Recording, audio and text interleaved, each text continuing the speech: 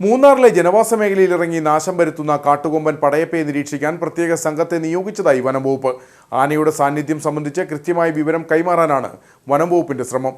പടയപ്പ മതപ്പാടിലാണെന്നും Munnar forest range officer പറഞ്ഞു. കഴിഞ്ഞ കുറച്ചു ദിവസങ്ങളായി കാട്ടുകൊമ്പൻ പടയപ്പ മൂന്നാറിൽ കൂടുതലായി ആക്രമണ സ്വഭാവം പുറത്തെടുക്കുന്ന സാഹചര്യമുണ്ട്. മൂന്നാർ മറയൂർ റോഡിൽ വാഗുവരയ്ക്കു സമീപം ഇരുചക്ര വാഹന യാത്രികരെ ആക്രമിച്ചതാണ് ഒടുവിലത്തെ സംഭവം. ഇതിന് പിന്നാലെയാണ് വനംവകുപ്പ് ആനയെ നിരീക്ഷിക്കാൻ കൂടുതൽ പേരടങ്ങുന്ന പ്രത്യേക സംഘത്തെ നിയോഗിച്ചത്. ആനയുടെ സാന്നിധ്യം സംബന്ധിച്ച് കൃത്യമായ വിവരം കൈമാറാനാണ് വനംവകുപ്പിന്റെ ശ്രമം. പടയപ്പ മതപ്പാടിലാണെന്നും മൂന്നാർ ഫോറസ്റ്റ് റേഞ്ച് ഓഫീസർ പറഞ്ഞു.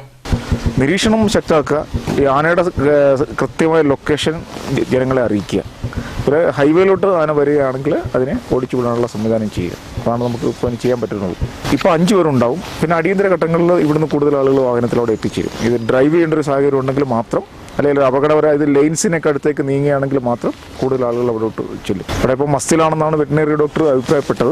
അത് തന്നെ ആയിരിക്കാം ഇതിന് കാരണം. അത് ഇന്നലെ അങ്ങനെയാണ് സംഭവിച്ചതെന്ന് തോന്നുന്നു. കാരണം നമ്മൾ ഇവിടുത്തെ ലോക്കൽസിനെല്ലാം കൃത്യമായിട്ട് മെസ്സേജുകൾ കിട്ടുന്നുണ്ട്. പക്ഷേ ഇങ്ങനെ വിനോദസഞ്ചാരികൾക്ക് ഇത് കിട്ടുന്നില്ല. അപ്പോൾ അവർക്ക് വഴിയിൽ എവിടെയെങ്കിലും വെച്ച് 1-2 പോയിന്റിൽ ഈ ആനകളുടെ സാന്നിധ്യം ഉണ്ടെങ്കിൽ അത് ഈ എല്ലാ വാഹനങ്ങളിലും ഒരു മെസ്സേജ് കൊടുക്കാനുള്ളൊരു സംവിധാനം 2-3 ദിവസത്തിനുള്ളിൽ നമ്മൾ ആലോചിച്ചിട്ട് രൂപീകരിക്കും. 5 പേരടങ്ങുന്ന സംഘം രാത്രിയും പകലും ആനയെ നിരീക്ഷിക്കും. കാട്ടുകൊമ്പൻ മൂന്നാർ ഉദുമൽപേട്ട അന്തർ സംസ്ഥാന പാതയിലിറങ്ങുന്നതാണ് പ്രതിസന്ധിയാകുന്നത്. ദിവസങ്ങൾക്ക് മുമ്പേ ആന മതപ്പാടിലാണെന്ന് വനംവകുപ്പ് സ്ഥിരീകരിച്ചിരുന്നു. കഴിഞ്ഞ വർഷവും ആന മതപ്പാടിന്റെ കാലയളവിൽ വാഹനങ്ങൾക്ക് നേരെയടക്കം പരാക്രമം നടത്തുന്ന സാഹചര്യവും ഉണ്ടായിരുന്നു.